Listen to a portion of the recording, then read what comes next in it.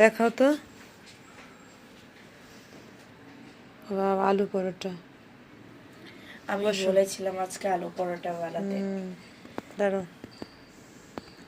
ফারিসা এখন সকাল 10:30 আলু পরোটা খাচ্ছে। ভেতরে আলু দিয়েছে? হ্যাঁ, খুব গরম, এই জন্য আমি ধরতে পারছি। আচ্ছা, মাঝখানে একটু কেটে দিলে ভালো হতো না? এটা ঠিক আছে, এটা ঠিক আছে। ওকে, খাও। ভিতরে আলু দিয়েছে। ধনে পাতা, আলু, আর এটা গরম গরম খেতে কিন্তু মজা লাগে, তাই না? খাও, সস লাগবে? ওকে, খাও। রাতে সুশি খেয়েছো, আর এখন তুমি খাবা। এটা খাওয়ার পর চা খাবা। হ্যাঁ, চা খেলে গলা যে একটু। তুমি ওষুধ খেয়েছো রাতে? সকালে ওষুধ খেয়েও মনে করে? উঠেই ওষুধ খেয়ে ফেলছি। আমরা দুইজন এখন আলু পরোটা খাচ্ছি সকাল সকাল। সবাই ঘুম, আমি আর ফারিসা খাচ্ছি। তুমি আবার এক্সট্রা আলু দিয়ে গেছে, এই যে তোমাকে আলু দিচ্ছে। হ্যাঁ, আমি অল্প একটুই চেয়েছি, বেশি চাইনি। ভেতরে কিন্তু আলু আছে অনেক।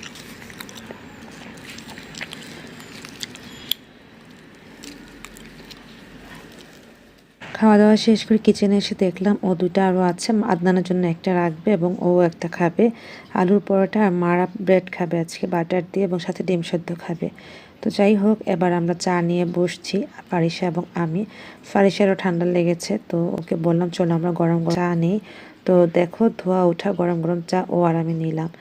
তারপর দুপুরের খাবার আমি আর খাইনি, যেহেতু আজকে রাতে দাওয়াত আছে। দুপুরে আমাদের আজকে আলুর ভর্তা, ডাল, আগের দিনের মানে চিকেন তরকারি ছিল সেটাও। তো আমি যেহেতু আর খাবো না, যেহেতু আলুর পরোটা বড় করে খেয়েছি, দুপুর আর খাইনি, তাই আর ভিডিও করলাম না। এর মধ্যে ইজি ক্লিক থেকে আমরা কিছু মানে হিজাবের অর্ডার করেছিলাম, সেইগুলো পার্সেল চলে আসছে। তো এগুলো আমি রিসিভ করেছি, কারণ মা এবং ফারিসা এখন আপন মার্টে গিয়েছে গিফট কেনার জন্য, ওই দাওয়াতের গিফট কেনার জন্য গিয়েছিল। দেখি তোমার খেলনাটা দেখো তো, কি নিয়েছো? স্লাইমটা তোমার সুন্দর। ফারিসা স্ট্রবেরি, আমি ম্যাঙ্গো। যাই হোক, মাগরিবের সালাদ পড়ি ফারিসা, মা, বাবা দাওয়াতে চলে গিয়েছে। মারুফ ভাইদের দাওয়াতে। আমার আজকে খুব সিক ফিল হচ্ছিল, অনেক খারাপ লাগছিল। মা বলছিল যে সুগার কমে গিয়েছে কিনা। আমার খুব মিষ্টিও খেতে ইচ্ছে করছিল, অন্যরকম লাগছিল, যার কারণে আর যাওয়া হয়নি। এখন দেখতে পারতেছো আমি ডিনার হিসেবে ভাজি করে নিতেছিলাম নিজের মতো করে, খুব মজা করে খাইছি। সরিষার তেল দিয়ে আমি ভাত ভাজা খাইছি। দুপুরে খাইনি, তো অনেক ক্ষুধা লেগেছে। সেই সকালে একটা আলু পরোটা খেয়েছি, যেহেতু দাওয়াত ছিল ওভাবে সবাই চিন্তা করেছিলাম যাব, বাট পরে আর যাওয়া হয়নি। তো আদনানকে অফিসে কিছু খাবার দিব। আমি এখন ফ্রি আছি, এশার সালাদ আদায় করে কিচেনে আসছি। ভাবলাম এটা ও আসলে ইনস্ট্যান্ট ওটা ভেজে দিব, এটা রেডি করে নিই। আর অফিসে যা যা দিব সেগুলো রেডি করে নিয়েছিলাম। যেহেতু ও ডায়েটে আছে, তো মাশরুম কয়েক পিসেস রয়ে গিয়েছিল। ভাবলাম যে একটু বেসন প্লাস কর্নফ্লাওয়ার দিয়ে ওকে এই মাশরুম ফ্রাইটা করে দিই।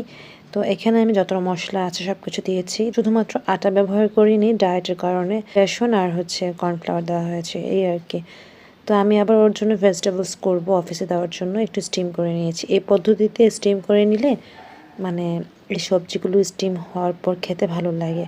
আর পানির মধ্যে দিয়ে যদি স্টিম করা হয়, সেক্ষেত্রে পানিতেই এই সবজির টেস্ট চলে যায়। তোমরা কিন্তু এভাবে স্টিমারের দিয়ে স্টিম করে নিতে পারো। তারপর ওই যে আমি একবার মোমোস বানিয়েছিলাম, তো 3 পিস ছিল। 1 পিস চিকেন আমি দিয়ে দিয়েছিলাম স্যুপে, আর 2 পিস আছে। 2 পিস আমি কিভাবে, আটা ময়দা এসবে তো দেওয়া যাবে না, তো ভেজিটেবলসের মধ্যেই এই যে দেখো বাঁধাকপির যে পাতাগুলি থাকে না, ওটা একটু স্টিম করে নিয়েছি। তারপর গিয়ে আমি এখানে কয়েকটা লেয়ার দিয়ে এরকম 2টা ফ্রাই করে দিয়েছি। মানে আমি একটু লবণ দিয়ে নিয়েছি এটার মধ্যে, আর এই যে এভাবে আমি একটু মুড়ে নিচ্ছি, তারপরে স্টিম করে নিব। স্টিম করার পরও আমি আরেকটি ব্যবস্থা করে নিব, সেটা তোমরা দেখবে আজকের ভিডিওতে। এরকম ওড়াধুরা নাস্তা আমি বানাই। বেসিকলি যেটি হয়ে থাকে, ওর অফিসে খাবার দিতে গেলে আমার অনেক রকমের চিন্তা হয়। আজকে শরীরটা খারাপ, তারপর আমার চিন্তা হয়েছে যে অনেক দিন ধরে অফিসে খাওয়া দেওয়া হচ্ছে না, তো একটু মজা করেই বানাই বা একটু বেশি স্পেশাল করতে চাই, তো ওটাই হয় আর কি। পাতায় মোড়ানো চিকেন ফ্রাই যেটা করলাম, যেটি করব এখন, তো দেখো আমি জাস্ট বেসনের একটু প্রলেপ দিয়ে জাস্ট এই যে সিসিমিটা লাগানোর জন্য এই কাজটি করে নিয়েছি। তারপর বাটারে অল্প বাটার দিয়েছি, বাটারে আমি এটাকে একটু ফ্রাই করে নেব। আর এই যে এই মাশরুমটা যদি আজকে করব, আদারওয়াইজ রেখে দিব, কাল করে দিব। তো আমার ভেজিটেবলস রান্না হয়ে গিয়েছে, আমি এটা বক্স আপ করে ফেললাম এবং এটাকে আমি যেটি করছি একটু উল্টে পাল্টে নিচ্ছি। সেসেমি দেওয়ার কারণ হচ্ছে খুব সুন্দর একটা স্মেল হয়, আমার ভালো লাগে পার্সোনালি, অনেকেরই ভালো লাগে, আবার অনেকে এটা আসলে এটা মানে স্মেল প্লাস টেস্ট নিতে পারে না। যাই হোক, আমার কাছে একটু ইউনিক ইউনিক লাগে। তো এখন মনে হয়েছে যে এই মাশরুমটা আমি দিতে পারি, হাত থেকে পড়ে গেল।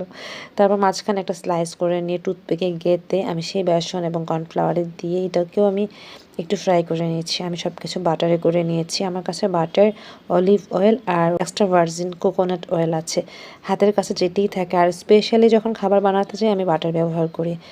আর যেটা আমি কোকোনাট অয়েলের কথা বললাম না, সেটা আসলে একটা কোকোনাটের গন্ধ হয়, মানে স্মেল হয়, যেটা আদনানের সবসময় ভালো লাগে না।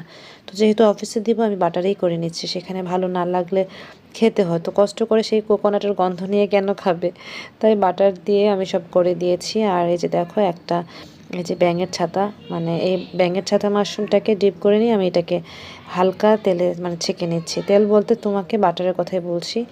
যাই হোক, এগুলো সব আমি বক্স আপ করে ফেললাম। আর অফিসের খাবার রেডি হয়ে গিয়েছে, আর বাকিগুলো আমি রেখে দিচ্ছি। ও আজকে খাবে না।